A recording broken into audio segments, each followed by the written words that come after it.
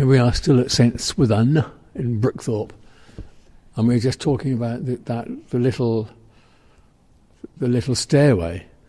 I think in Wikipedia it says it's a priest's door, and I just assumed it was going to be leading into the vestry where the priest would put on the garments. But well, I wonder whether it originally took you up into just a tiny little prayer space or prayer room, or it looks that the brickwork, the stonework, looks as if something's been altered and maybe something's even been blocked off slightly. Yeah. But it certainly takes you up. I can't imagine, would the priest have done his preaching from up there? It would give him a higher standing, wouldn't it, to be up? Well, I mean, from here, from standing in the, is this a chancery? Standing in the church, it's what? It's about, say, 7 or 8 foot up. Once you've climbed up this very narrow little belfry-like staircase. But actually, you wouldn't, unless there was a little platform to step out onto, you wouldn't really be very visible by the congregation. No, it's kind of, but there could be a platform. It's like a little nookie. Couldn't there? There could be a platform easily on that level. Yeah, there could have been. And look, what's this window here? It says, carved into the stone, it says, "True, praise the Lord, O my soul." And it's, this is done by Eric Gill, I think. I think I read about this. So there's lovely lettering by Eric Gill. And it's for, how do you pronounce that? Detmarblo. Or is it Detmarblo? Yeah, Blow's the surname by the looks of things. 1867 to 1939. Yes, it does mention that in... I wonder if he used the stained glass, not the window here, is got like a little shield and four red things on it, 4 red circles. It's a shield. That's a shield. It's some sort of shield, isn't it? It's what do you call it? Not a shield. It's a coat of arms. Coat of arms. Coat of arms. Have you got lots of pictures of the sun coming through? Isn't it great? St Swithin. Well, this is going to be one of many visits, I think. We're going to walk down. Opposite the door, there is World War II, perhaps, in memory of the men of Brookthorpe who died in the Great War, World War I, 1914-1918. So, I need my glasses. Frederick John Alloway, South Wales borderers. And then a list of, how many? 1, 2... who joined Kitchener's Army, November 1914, at the age of 20, was posted to the Cheshire something regiment, I think, and as missing, I presume, something, as missing, 09 September 1917. Born on the 22nd of November 1894 at Dry Hill Farm, Badgeworth, Gloucestershire, and then there's another one. Whew, poor buggers. Anyway, and then down to the belfry. So whenever I visit old churches and you see the ropes hanging down from the belfry, isn't it so tempting to have a pull?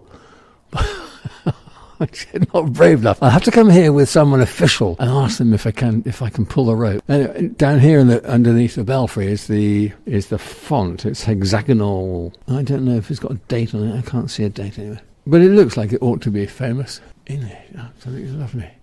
Right, well, that's the second audio diary from St Swithin, Brookthorpe. Thank you for being here.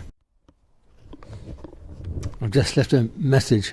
This is the third audio diary at St Swithin in Brookthorpe. I just left a message in the visitors book, leaving my email address and saying if anybody can help me with my quest, please do. And I think when we come back next time, I ought to look through the visitors book, because there's probably be some interesting comments and interesting people. Yeah, one Connor Davis, who came on the 9th of 4th of January. I left my glasses in the car. So what does it say? Widjam? Having my... Lancs. That's Lancashire. Oh, Wigan Lancs. What's this? Tracing my ancestors. Tracing my ancestors. Gosh. Which is what I'm doing, I suppose. I'm tracing my ancestors. In a way. I wonder why it was called St. Swithin. You see, that's another interesting thing. Any of this? No. This is in the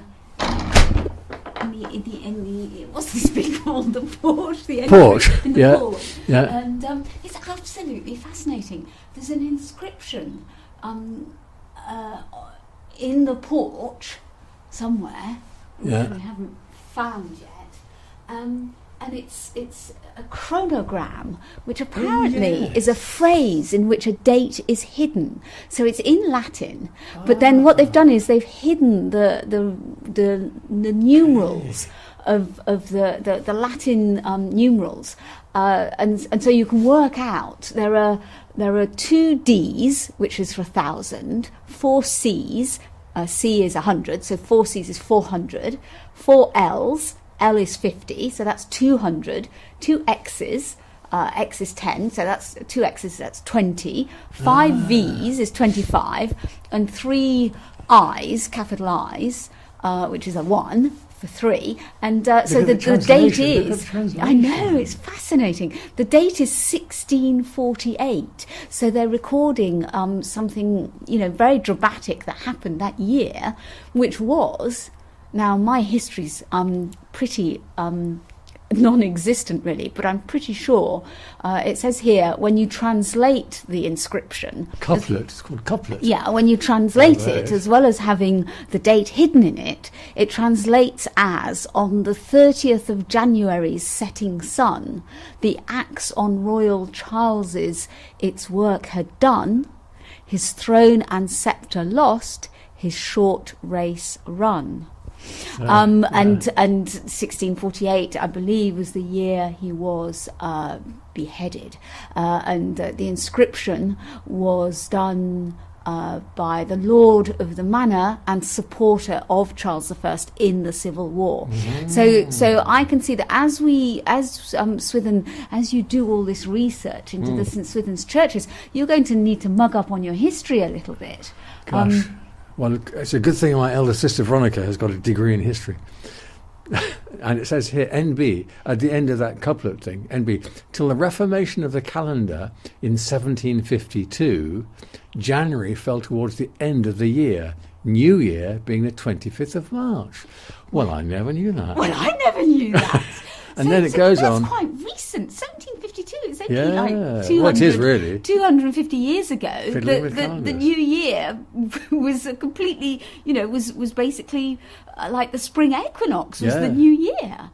And at the end of this thing, it says St. Swithin, Bishop of Winchester, celebrated for charity, church building, and after his death in 862 for the healing properties of his relics. Well, my goodness. Go. He was a bit of a... Well, I mean, he had to do something to be saintly, didn't he? Fabulous. and then look, this is the chronogram. Yeah. So they've also typed Jenna. out the chronogram. And there it is. That's the one. That's the one I saw as we came in. It's absolutely beautiful. Oh, we'll have to take some pictures. So let me just read you the Latin in my best Latin accent. Te deno Yanni labens rex sole cadente, Carolus exutus solio setroque secure or something. And where this has been printed, they've enlarged the letters that relate to the numerals. Yeah, so that you could see very clearly. I'm going to take a photograph. Isn't that of clever? Okay. Thank you for being here. This is the end of our third, or was it the fourth? I don't know. Third audio diary from St. Swithin, Brookthorpe. One more to go. Thank you for being here.